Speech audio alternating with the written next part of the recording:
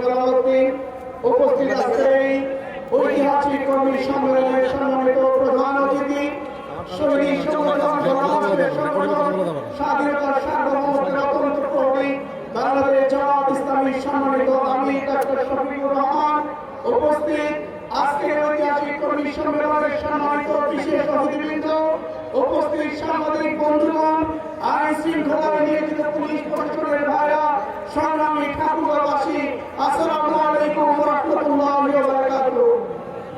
সংগ্রামী ঠাকুরগাঁওবাসী, আমি আপনাদের সন্তান দেওয়ার হোসেন, যাকে 2013 সালে সেই আওয়ামী ফ্যাসিবাদী খুনি হাসিনা সরকারের বিরুদ্ধে রাজপথে সামনের কাতারে লড়াই সংগ্রাম করার অপরাধে গ্রেপ্তার করে রিমান্ডের নামে 57টি দিন আমার শরীরের উপর অমানসিক নির্যাতন করা হয়েছিল।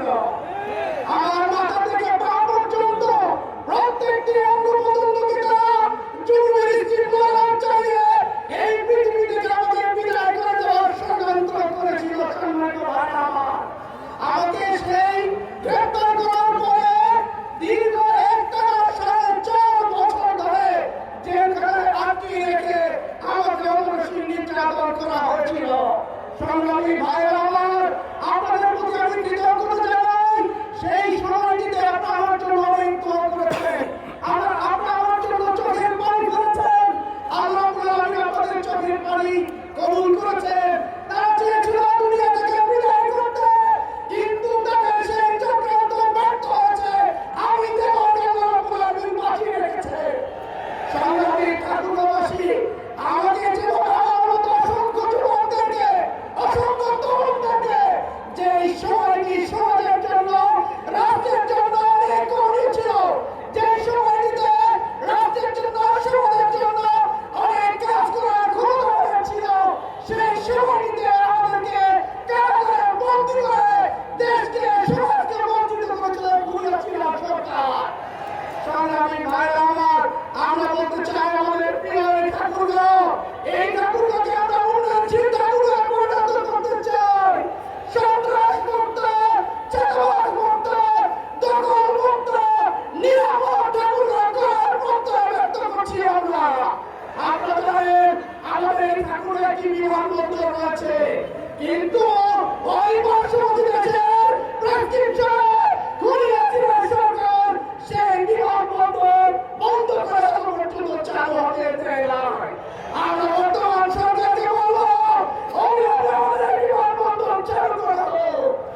আপনারা জানেন আমাদের এই উত্তরাঞ্চলের প্রত্যন্ত এলাকা ঠাকুরগাঁও, এখানকার অধিকাংশ মানুষ নিম্নবিত্ত হওয়ার কারণে স্বাস্থ্য সেবা থেকে আমরা বঞ্চিত।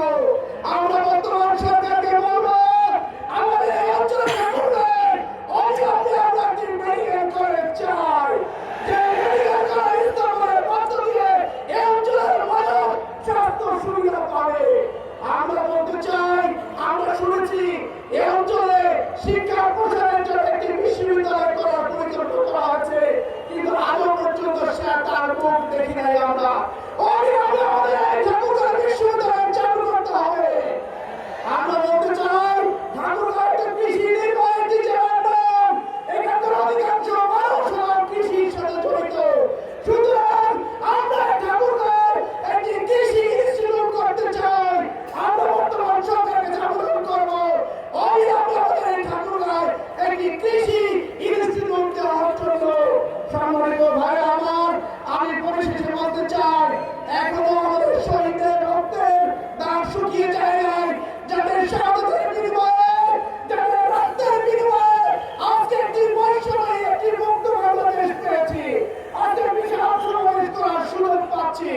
সেই শহীদের রক্তের দাগ এখনো শুকিয়ে যায় না, এখন অসংখ্য আহত হাসপাতালে কাটাচ্ছে, কিন্তু আমরা লক্ষ্য করছি আমাদের মধ্যে কেউ ক্ষমতার কারণে নির্বাচনের দাবিতে পাগল হয়ে যাচ্ছে। আমরা বলতে চাই অবিলম্বে আগে খুনিদের গ্রেপ্তার করে তাদের বিচারের আওতায় রাখতে হবে।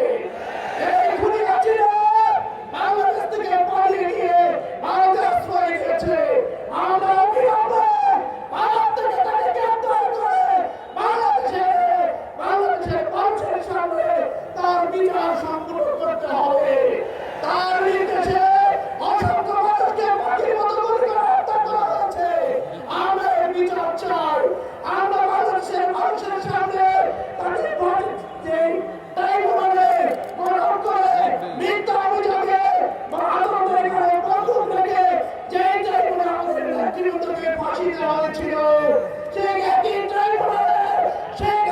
সহ তার ব্যক্তিগত বাহির কার্যকর করতে হবে। পরিশেষে আমরা আমার ঠাকুরের প্রিয় ঠাকুরের মাসিকে অনুরোধ আসুন, আমরা নিরাপদ ঠাকুরের জন্য সংগ্রাম করব।